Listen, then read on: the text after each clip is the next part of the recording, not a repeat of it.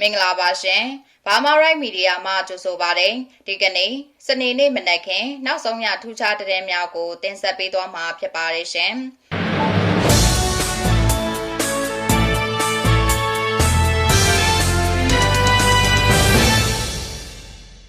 အေယာဝတီတိုင်းအတွင်းစစ်မှုထမ်းတင်နန်းပေးနေတဲ့တပ်ရင်တွေထဲမှာတင်နန်းသားတွေအချင်းချင်းတပ်ဖြတ်ခိုင်းတဲ့အထိစစ်တပ်ကအကြောက်တရားရိုက်တွင်းနေတယ်ဆိုတဲ့သတင်းမကွေးတိုင်းအထက်မင်းလာမြို့နယ်ရှိမန်းတန်ပရာကန်ရေနံချက်စက်ရုံနဲ့ကပါစာနှစ်ကိုလက်နက်ကြီးများကြားရောက်ပောက်ကွဲပြီးအကြမ်းဖက်စစ်တပ်ဘက်မှထိခိုက်မှုရှိတဲ့ဆိုတဲ့သတင်းအပါအဝင်အခြားစိတ်ဝင်စားစရာနောက်ဆုံးရသတင်းများကိုတင်ဆက်ပေးသွားမှာဖြစ်ပါတယ်ရှင်။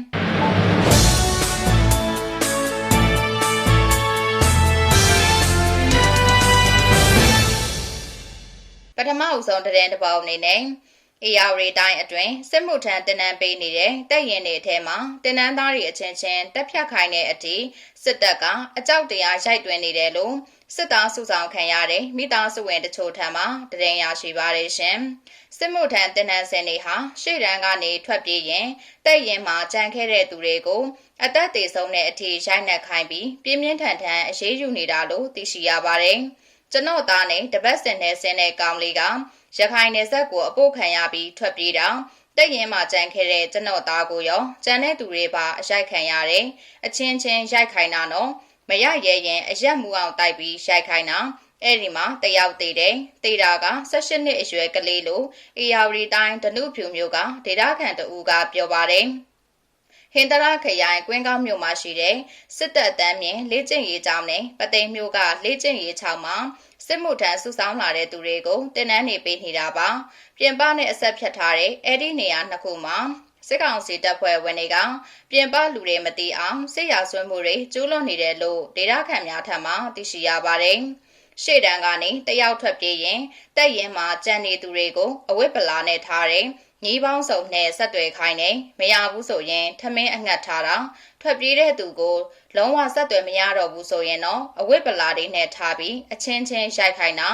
လူတက်ပွဲလောက်တာမျိုးလို့ပသိမ်မျိုးခံတူကပြောပါတယ်အတိမပြုတ်နိုင်တဲ့တဲ့နေအရာစစ်မှုထမ်းအချင်းချင်းရိုက်နှက်ခိုင်းမှုကြောင့်ပြီးခဲ့တဲ့ဇန်နဝါရီလမှာတူဖေဖော်ဝါရီလမှာတူတေဆုံးခဲ့တယ်လို့သိရှိရပါတယ်ကွင်းကောင်းမျိုးကတန်းမြင့်လေ့ကျင့်ရေးကျောင်းမှာလည်းအဆိုပါဖြစ်စဉ်မျိုးရှိနေတယ်လို့ဒေတာခန်တွေကြားမှာသတင်းတွေထွက်ပေါ်နေတယ်လို့သိရှိရပါတယ်စစ်ကောင်စီတပ်ရင်းတွေထဲမှာစစ်ရာဆွဲမှုကျူးလွန်မှုတွေရှိနေတယ်လို့ရှေ့တန်းမှာလည်းစစ်မှုထမ်းတင်နန်းစင်တွေကိုရိုက်နှက်တာတွေတပ်ဖြတ်တာတွေရှိနေတယ်လို့တော်လန်ရေးတပ်တွေထံအလင်းဝင်ခဲ့သူတွေကထုတ်ဖော်ပြောဆိုထားကြတယ်လို့လည်းသိရှိရပါတယ်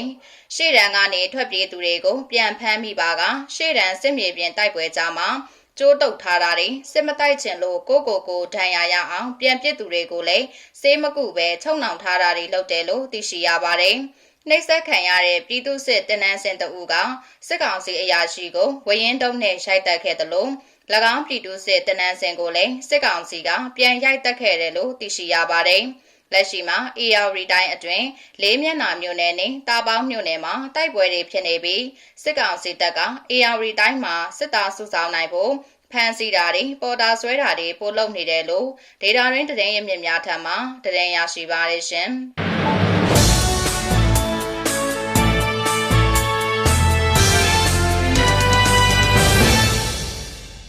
နောက်ထပ်သတင်းတစ်ပုဒ်အနေနဲ့မကွေးတိုင်းအထက်မင်းလာမြို့နယ်ရှိမန်းတန်ပရာကန်ရေနံချက်စက်ရုံနဲ့ကပါစာနှစ်ကိုလက်နက်ကြီးများကြားရောက်ပောက်ကွဲပြီးအကြမ်းဖက်စစ်တပ်ဘက်မှထိခိုက်မှုရှိကြောင်းဒေတာခန်ပြည်သူများထံမှသတင်းရရှိပါရရှင်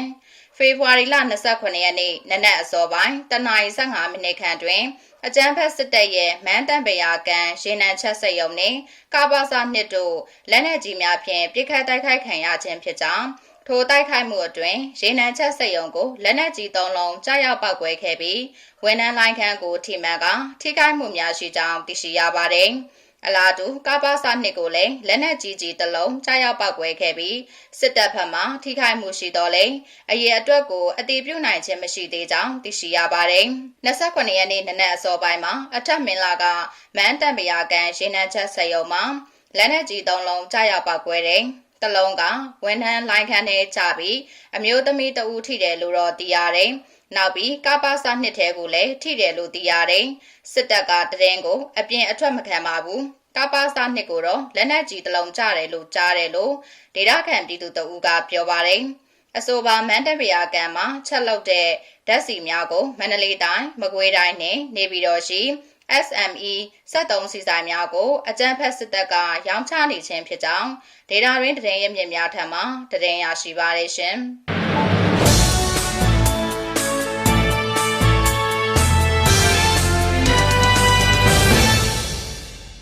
နောက်ထပ်တရင်တစ်ပုဒ်အနေနဲ့မန္တလေးတိုင်းမြင်းချံမြို့နယ်ရှိကျေးရွာများကိုစစ်ကြောင်းထိုးနေတဲ့အကြမ်းဖက်စစ်တပ်ကပြည်သူ2ဦးကိုတပ်ဖြတ်ပြီးတအူးကိုဖမ်းဆီးထားကနေအိမ်များကိုမိရှို့ဖျက်ဆီးခဲ့ကြောင်းမြင်းချံလူထုလှုပ်ရှားမှုကော်မတီတာဝန်ရှိသူတအူးထံမှတရင်ရရှိပါတယ်ရှင်။ဖေဖော်ဝါရီလ26ရက်နေ့နနက်ပိုင်းတွင်မြင်းချံမြို့နယ်ညောင်ဝန်းရွာကျေးရွာနှင့်တက်ကဲချင်းကျေးရွာများကိုစစ်ကြောင်းထိုးဝင်ရောက်လာသောအကြမ်းဖက်စစ်တပ်က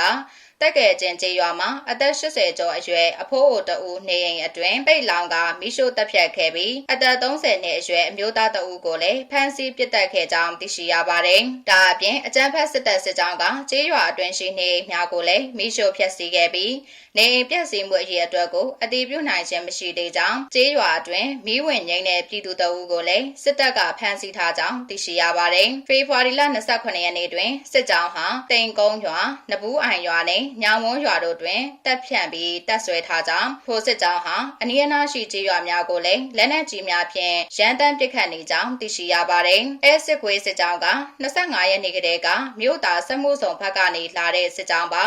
26ရက်နေ့နနက်ပိုင်းမှာညောင်ဝန်းရွာနဲ့တက်ကဲချင်းရွာတွေကိုတပြိုင်တည်းစစ်ကြောင်းထိုးပြီးအဲနေရွာကနေအိမ်တွေကိုမိဝင်ရှို့သွားတာညောင်ဝန်းရွာထဲကတော့ရွာလုံးကျွတ်ပဲရှို့ပြီးကျန်တဲ့အိမ်တွေပြန်လာပြီးထက်ရှို့သွားသေးတယ်လို့နင်းချံလူထုလှုပ်ရှားမှုကော်မတီမှတာဝန်ရှိသူကပြောပါတယ်။အလားတူမန္တလေးတိုင်းတောင်တာမြို့နယ်တွင်လည်းအကြမ်းဖက်စစ်တပ်ကနန်းတီရွာကိုမိရှို့ဖျက်ဆီးမှုနေအိမ်140ကျော်မိလောင်ပြကြခဲ့ပြီးပြည်သူ3ဦးကိုလည်းလူသားတိုင်းအဖြစ်ဖမ်းဆီးထားကြောင်းဒေသခံပြည်သူများထံမှသိရှိရပါတယ်။ဖေဖော်ဝါရီလ24ရက်နေ့တွင်နမ်းမြင့်တောင်မှထွက်လာသောအကြမ်းဖက်စစ်တပ်စစ်ကြောင်းဟာနမ်းမြင့်ရွာကိုဝင်ရောက်စီးနင်းခဲ့ပြီးပြည်သူ3ဦးကိုဖမ်းဆီးကဖျားလှရွာစစ်ကြောင်းထိုးဝင်ရောက်ခဲ့ကြောင်းထိုစစ်ကြောင်းဟာဖေဖော်ဝါရီလ25ရက်နေ့နနက်ပိုင်းတွင်နန်းတီရွာကိုဝင်ရောက်စီးနင်းပြီးနေအိမ်140ကျော်ကိုမိရှို့ဖျက်ဆီးခဲ့ခြင်းဖြစ်ကြောင်းသိရှိရပါတယ်။နန်းတီကိုမိရှို့ရာကနေအိမ်140ကျော်မိလောင်ပြကြတဲ့အဲစစ်ခွေးစစ်ကြောင်းကအခုထိစစ်ကြောင်းထိုးနေတော့မယ်စစ်ခွေးတွေမိရှို့လို့နွားတွေလည်းမိလောင်တေဆုံးတယ်လို့သိရတယ်ပြည်သူတွေမိလောင်တေဆုံးတာတော့မရှိဘူးလို့တော့သိရတယ်လို့ဒေတာခန်ပြည်သူတအူးကပြောပါတယ်တောင်တာမြို့နယ်အတွင်းစစ်ကြောင်းထိုးနေတဲ့အကြမ်းဖက်စစ်တပ်သည်ဖေဖော်ဝါရီလ28ရက်နေ့တွင်ဘိန်းရွယ်ကုန်းရွာကိုရောက်ရှိနေပြီးမြေတိနေရာကိုဆက်လက်ထွက်ခွာမည်ကိုအတည်ပြုနိုင်ခြင်းမရှိသေးကြောင်းတရင်ရရှိပါတယ်ရှင်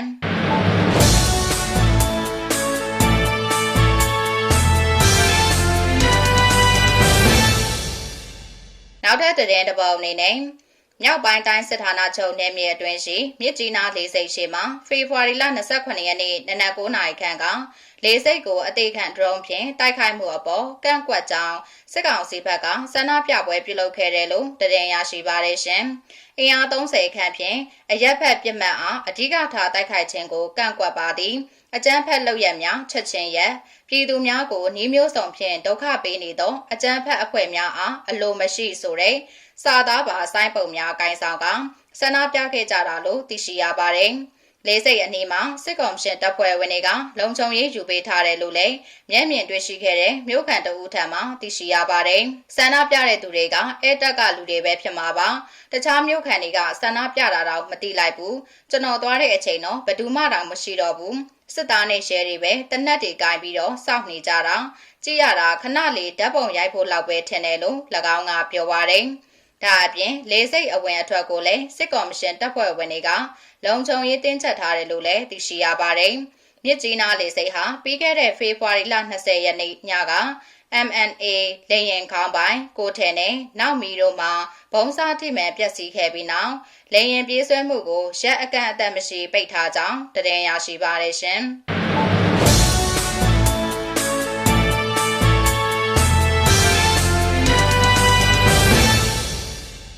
နောက်ဆုံးတရင်တစ်ပုဒ်အနေနဲ့ ကချင်ပြည်နယ်ဝိုင်းမော်မြို့နယ်ရှိခလာရ58တပ်ရင်ကာကင်းစခန်းတချို့ကိုသိမ်းပိုက်ရရှိခဲ့ရာစစ်သားတအူတေဆုံးပြီးတအူအရှင်ဖမ်းမိခဲ့ကြောင်း KIA စစ်ရေးတရင်ရမြစ်ထံမှတရင်ရရှိပါရရှင်။ဖေဖော်ဝါရီလ25ရက်နေ့နနက်9နာရီခန့်အချိန်ဝိုင်းမော်မြို့ခလာရ58ကာကင်းစခန်းတစ်ခုကို KIA တော်လှန်ရေးပူးပေါင်းတပ်ဖွဲ့များကတိုက်ခိုက်ခဲ့ရာစစ်သားတအူအလောင်းကျန်ရှိခဲ့ပြီးကျန်စစ်သားများမှစခန်းစွန့်ခွာထွက်ပြေးသွားကြောင်းအလားတူဖေဖော်ဝါရီလ12ရက်နေ့ကလည်းရှင်ခလာရ58တပ်ရင်းရဲ့ကာကင်းစခန်းတစ်ခုကိုသိမ်းပိုက်ရရှိခဲ့ရာစစ်သားတအူအရှင်ဖမ်းမိခဲ့ပြီးကျန်စစ်သားများမှစခန်းစွန့်ခွာထွက်ပြေးသွားကြောင်းသိရှိရပါတယ်။ကာကင်းနေသိမ်းဖို့ကတော့ကြံသေးတယ်။အခုချိန်အထိတိုက်ပွဲကနားလိုက်ဖြစ်လိုက်ပဲဖေဖော်ဝါရီလ25ရက်နေ့ကကရုတ်ကျင်းထဲမှာတေးနေတဲ့စခအလောင်းတလောင်းပဲရခဲ့တာကျန်တဲ့စခတွေထွက်ပြေးသွားတယ်။ဖေဖော်ဝါရီလ12ရက်နေ့ကလည်းကာကင်းစခန်းဝင်သိမ်းတာစခန်းမှာကြံခဲ့တဲ့တအူအရှင်မိခဲ့တဲ့ကျန်တဲ့သူတွေထွက်ပြေးသွားတဲ့အချိန်မှာသူကမသိပဲစခန်းမှာကြံနေခဲ့တာပါလို့ KIA စစ်ရေးတရင်ရမြစ်ကပြောပါတယ်အလားတူဖေဖော်ဝါရီလ25ရက်နေ့နဲ့26ရက်နေ့တို့တွင်ဗမော်မြို့ရှိခလာရ